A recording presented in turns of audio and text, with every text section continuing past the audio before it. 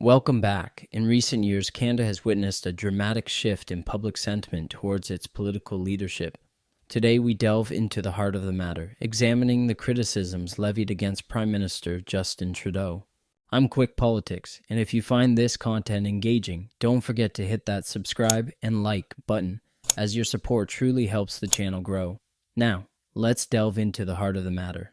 First on the list of critics is TV presenter Dave Rubin, who didn't mince words when he condemned Trudeau's actions during the Freedom Convoy protests. Calling Trudeau a communist, abusing his authority, Rubin's fiery rhetoric captured the frustration felt by many Canadians. You remember when Justin Trudeau, the horrible communist with the nice socks up in Canada, remember when he became the worst sort of authoritarian leader during COVID because a couple people, some truckers wanted to open up the country, and what did he do? He froze their bank accounts. After weeks of protests, Prime Minister Justin Trudeau is taking drastic action to put an end to the Freedom Convoy protests. The time to go home is now. Trudeau invoking emergency powers, allowing the government to remove cars and trucks, suspend their insurance, and even freeze truckers' personal and corporate bank accounts. He says the powers will be limited in scope and that he's not calling in the military. The Emergencies Act will be used to strengthen and support law enforcement agencies at all levels across the country. They test you and they see, and then they push you again. Guys, that was only 2 years ago. You think they're done with all that? And in retrospect, how ridiculous that people in masks behind him, he walks to the podium with the mask, takes off the mask to speak. That's when you're exerting air and oxygen.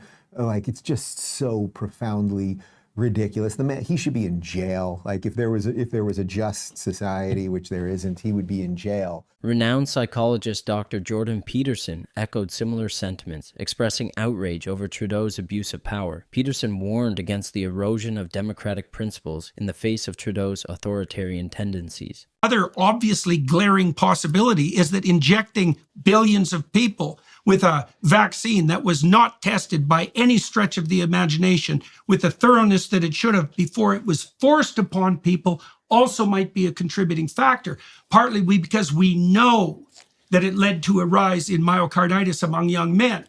And we also know that there was absolutely no reason whatsoever to ever recommend that that vaccine was delivered to young children. Whose risk of death at COVID was so close to zero that it might as well have been zero. That is so silly. Do you know that our Prime Minister in Canada deprived Canadians of the right to travel for 6 months because the unvaccinated were going to transmit COVID with more likelihood than the vaccinated? So this wasn't one bloody statement. Adding to the chorus of disapproval, Parliamentary Budget Officer Yves Drew criticized Trudeau's carbon tax policy, highlighting its detrimental impact on the economy. Drew's assessment further fueled the growing discontent with Trudeau's leadership. Parliamentary Budget Officer Yves Drew, who joins me now. Sir, it's good to see you again.